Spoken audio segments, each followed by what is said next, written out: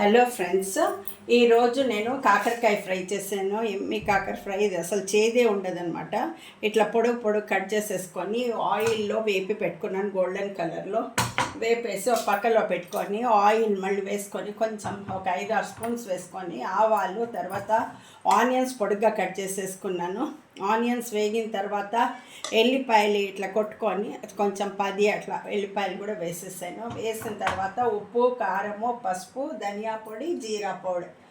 ఉప్పు ఏమో ఒక 1/2 స్పూన్ వేసుకున్నాను టేబుల్ స్పూన్తో. కారం 1 స్పూన్ వేసాను ఫుల్. ధనియా పొడి 1/2 స్పూన్ వేసాను. దీంతో జీరా పౌడర్ 1/4 స్పూన్ వేసాను అంతే. తర్వాత పల్లీలు, నువ్వులు పొడి చేసుకొని వచ్చి మిక్సీకి పట్టుకొని వచ్చి అయిన తర్వాత అన్నీ వేగిన తర్వాత ఉప్పు, కారం, పసుపు అంతా కాకరకాయలు దాంట్లో వేసేసి లాస్ట్ లోపల దింపే ముందు ఇది ఒక 5 స్పూన్లు వేసుకున్నాను. దీంతో టేబుల్ స్పూన్తో 5 ఎక్కువ వేసుకుంటే కూడా బాగుంటుంది మసాలా. అంతే. ఈరోజు ఇది ఏమి అసలు చేదే ఉండదు. ఉట్టికి కూడా తినవచ్చు, సాంబార్లో కూడా తినవచ్చు. అంతే. కామెంట్స్లో పెట్టండి, మీరు చేసుకొని లైక్ చేయండి, షేర్ చేయండి.